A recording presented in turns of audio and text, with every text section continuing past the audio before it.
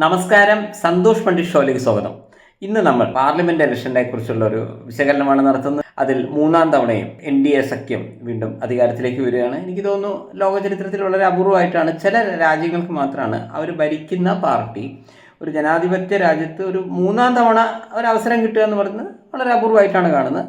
നിലവിൽ ഇതുവരെ നമുക്കിപ്പോൾ മനസ്സിലാക്കിയെടുത്തോളം ഒരു 300-ന്റെ അടുത്ത് സീറ്റാണ് ഈ NDAക്ക് കിട്ടുന്നത്.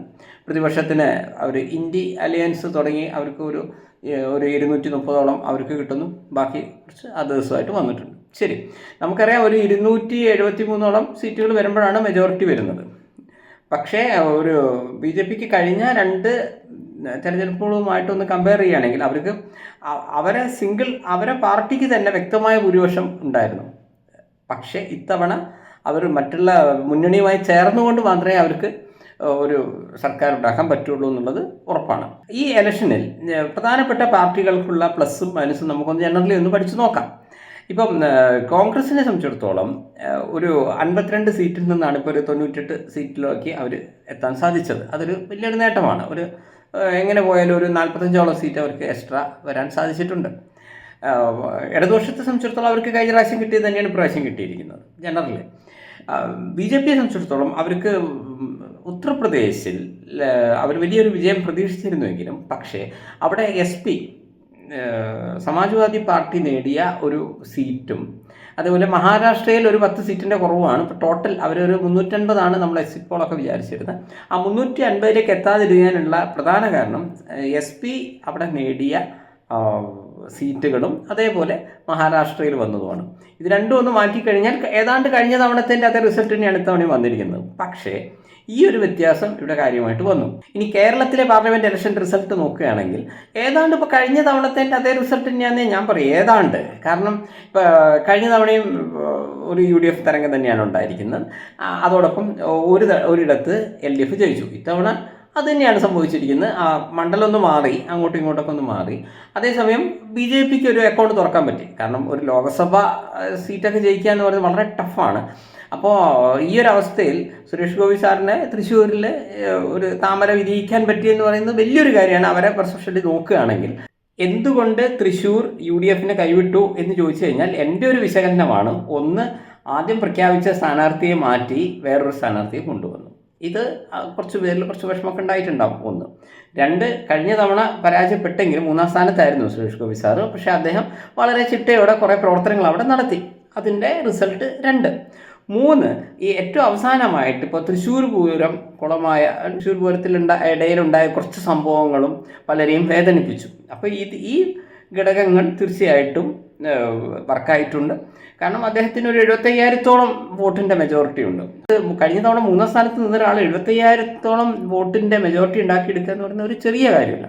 അപ്പോൾ അത് അദ്ദേഹത്തിൻ്റെ ചിട്ടയായിട്ടുള്ള പ്രവർത്തനത്തിലൂടെ അദ്ദേഹം ഉണ്ടാക്കിയെടുത്താണ്. ഒരു ലോകസഭയിലൊക്കെ BJPക്ക് ജയിക്കാൻ പറ്റുമെന്ന് പറഞ്ഞാൽ അവരെ സംബന്ധിച്ചുള്ള ഒരു വലിയൊരു കാര്യമാണ്. മറുവശം LDFനെ സംബന്ധിച്ചിടത്തോളം അവരുടെ ചിഹ്നം നിലനിർത്തുക എന്നുള്ള അങ്ങനെയുള്ള പല കാര്യങ്ങളുണ്ട്. പക്ഷേ അത് ഈ കഴിഞ്ഞ തവണത്തേൻ്റെ അതേ രീതിയിൽ തന്നെയാണ് ഇത്തവണ അവർക്ക് റിസൾട്ട് വന്നിരിക്കുന്നത്. ഇതിൽ ഏറ്റവും എടുത്തു പറയേണ്ടത് വടകര മണ്ഡലത്തിൽ നമുക്കിപ്പോൾ ശൈലജ ടീച്ചർ വന്നപ്പോൾ നമ്മൾ തീർച്ചയായിട്ടും അവർക്ക് ഒരു മുൻതൂക്കം നമ്മൾ കണ്ടിരുന്നു. കാരണം കേരളം മുഴുവൻ അത്രയും അറിയപ്പെടുന്ന അല്ലെങ്കിൽ അത്ര ഇമേജുള്ള ഒരു കാൻഡിഡേറ്റ് എന്ന രീതിയിൽ തീർച്ചയായിട്ടും അവർ തന്നെയാണ് അവിടെ ജയിക്കുക എന്നൊക്കെ ആദ്യഘട്ടം നമ്മൾ വിചാരിച്ചു. ആ സമയത്ത് K മുരളീധരനായിരുന്നു അവരുടെ ഓപ്പോസിറ്റ് ഉണ്ടായിരുന്നത്. പക്ഷേ പിന്നീട് അവർ സ്ഥാനാർത്ഥിയെ മാറ്റി ഷാഫി പറമ്പിൽ എന്ന് പറഞ്ഞ അദ്ദേഹത്തെ അവിടെ കൊണ്ടുവന്നു. പക്ഷേ അവിടെ മുതൽ അതിൻ്റെ സ്റ്റോറി മാറി. കുറച്ചുകൂടെ മുസ്ലിം ലീഗ് എല്ലാം ഇവരുടെ പ്രചരണമൊക്കെ ഏറ്റെടുത്തു. പക്ഷേ ഫൈനൽ റിസൾട്ടിൽ അദ്ദേഹം വലിയൊരു മാർജിനിൽ ജയിച്ചു. തന്നെ ശരിക്കും പറഞ്ഞാൽ വടകരയും തൃശ്ശൂരുമാണ് ഞാൻ കൂടുതൽ കോൺസെൻട്രേറ്റ് ചെയ്ത രണ്ടും മേഖല. അതിപ്പോൾ അവർക്ക് ടീച്ചർക്ക് പകരം വേറെ ഏതെങ്കിലും ഒരു കാൻഡിഡേറ്റ് ആയിരുന്നെങ്കിൽ നമുക്കിപ്പോൾ അത് അത്രയൊരു സസ്പെൻസ് ഉള്ള കാര്യമല്ല. പക്ഷേ ഇവരെ പോലത്തെ ഒരാൾ വരുമ്പോൾ, കാരണം അവർക്ക് ജയിക്കണമെങ്കിൽ ഞാൻ മനസ്സിലാക്കുന്നത് അവർക്ക് അവരുടെ സ്വന്തം മണ്ഡലവും തലശ്ശേരി മാത്രം മതി. അത് മാത്രം ഉണ്ടെങ്കിൽ തന്നെ അവർക്ക് ജയിക്കാവുന്നുള്ളൂ. പിന്നെ ഭൂരിഭാഗം മണ്ഡലങ്ങളും ശരിക്കും പറഞ്ഞാൽ LDFൻ്റെ കയ്യിലുള്ളതുമാണ്. അപ്പോൾ പോട്ടെ. പക്ഷേ അവരുടെ ഒരു പരാജയമാണ് നമ്മളെ ഒന്ന് ഞെട്ടിക്കുന്ന പരാജയം എന്ന് പറയുന്നത്. പിന്നെ ഇപ്പോൾ റിസൾട്ട് വന്നപ്പോൾ ചിലരുടെയൊക്കെ ഒരു അനാലിസിസ് കാണുന്നുണ്ടായി. ഇത് കേരളത്തിലെ നിലവിലെ ഭരണത്തിനെതിരെയുള്ള ഒരു ജനവിധിയാണ്. ഞാൻ പറയുന്നു, ഇപ്പോഴത്തെ ലോക്സഭാ തെരഞ്ഞെടുപ്പിൻ്റെ റിസൾട്ട് എന്ന് പറയുന്നത് ഒരിക്കലും നിലവിലെ സർക്കാരിൻ്റെ വിലയിരുത്തലല്ല എന്നാണ് എൻ്റെ ഒരു നിരീക്ഷണം. അങ്ങനെ ആയിരുന്നുവെങ്കിൽ കഴിഞ്ഞ തവണയും ഇതേപോലുള്ള ഒരു UDF തരംഗം പാർലമെൻറ്റിലുണ്ടായിരുന്നു. പക്ഷേ നിയമസഭയിലെത്തിയപ്പോൾ LDF തന്നെയല്ലേ ജയിച്ചത്. അതുകൊണ്ട് അതുമായിട്ടൊന്നും ബന്ധപ്പെടുത്തണ്ട. പാർലമെൻറ്റായിട്ട് തന്നെയാണ് വരിക. ഏത് പാർലമെൻറ്റ് റിസൾട്ട് വരുമ്പോഴും വ്യക്തിപരമായി ഞാൻ ചിന്തിക്കാറുള്ളത്, അതിപ്പോൾ BJP ആയാലും കോൺഗ്രസ് ആയാലും ഇനി വേറെ ഒരു പാർട്ടിക്കാരാണെങ്കിലും അവർക്ക് സ്വന്തം നിലയിൽ വ്യക്തമായ ഭൂരിപക്ഷം ഉണ്ടാവണം. ഇതല്ലാതെ കുറേ മുന്നണികളെ കൂട്ടി ഭരിക്കുമ്പോൾ അവർ വിചാരിക്കുന്ന രീതിയിൽ അവർക്ക് ഭരിക്കാൻ പറ്റില്ല എന്നുള്ളതാണ് സത്യം. നിങ്ങൾക്ക് നോക്കി അറിയാൻ പറ്റും. ഇപ്പോൾ ഈ BJP സർക്കാർ വരുന്നതിന് തൊട്ടുമുമ്പുള്ള UPA സർക്കാർ എടുത്തു കഴിഞ്ഞാലും കുറേ അഴിമതി ആരോപണങ്ങളുണ്ടായി. പക്ഷേ ശരിക്കും പറഞ്ഞാൽ അതൊന്നും തന്നെയും കോൺഗ്രസ് നേതാക്കന്മാരുടെ ഭാഗത്തു നിന്നായിരുന്നില്ല, അവരുടെ ഘടകകക്ഷികളിൽ നിന്നായിരുന്നു വന്നത്. പക്ഷെ അതിൻ്റെയൊക്കെ മനക്കേട് ആ UPA സർക്കാരിനുണ്ടായി. ഇതുപോലെ അത് എപ്പോഴും എല്ലാവരും അഴിമതി നടത്തുന്നല്ല ഞാൻ പറയുന്നത്.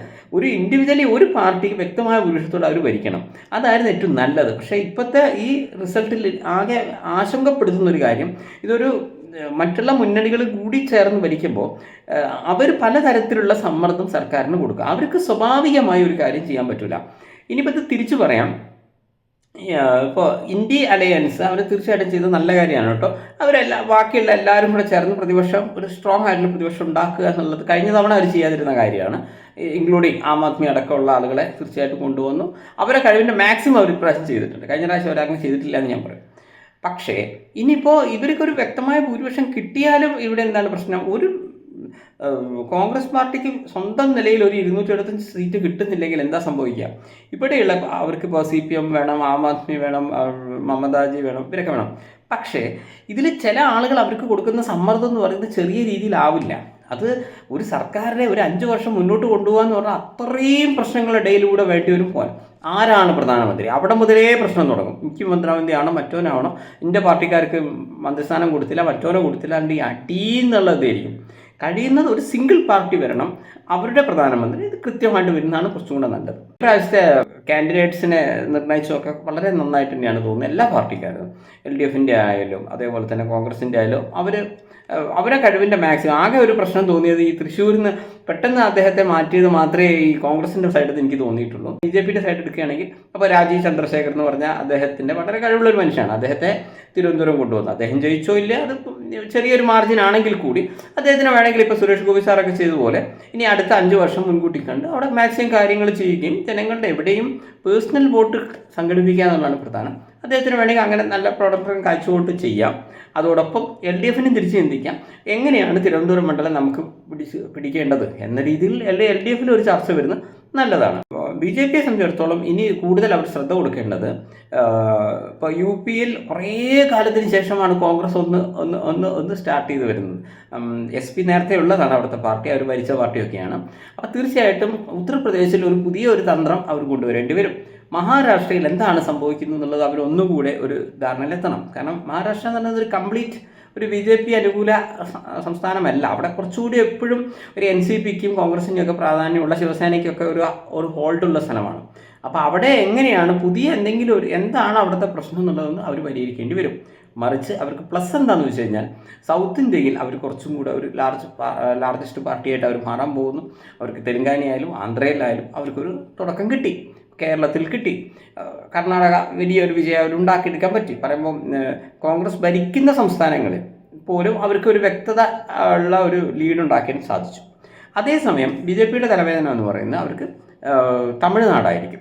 തമിഴ്നാട്ടിലെ ഇപ്പോഴും DMK തരംഗമായിട്ട് തന്നെയാണ് അവിടെ പോയിക്കൊണ്ടിരിക്കുന്നത്.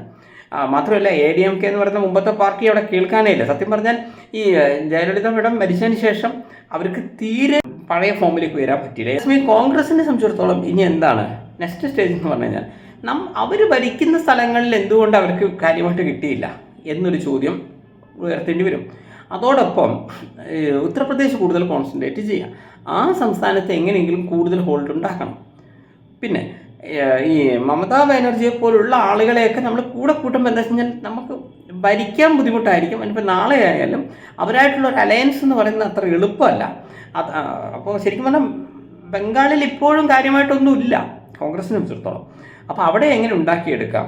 പിന്നെ പഞ്ചാബിൽ ശരിക്കും ശ്രമിക്കുകയാണെങ്കിൽ അടുത്ത നിയമസഭ വേണമെങ്കിൽ പഞ്ചാബ് പിടിക്കാം, ഒന്നുകൂടെ ശ്രമിക്കുകയാണെങ്കിൽ മഹാരാഷ്ട്ര പിടിക്കാം. അതോടൊപ്പം കേരളത്തിൻ്റെ കാര്യം, ഈ 2 സംസ്ഥാനങ്ങളെ എങ്ങനെയാണ് ഇനി അടുത്ത നിയമസഭ പിടിക്കേണ്ടതെന്നുള്ളത് കോൺഗ്രസിന് ചിന്തിക്കാം.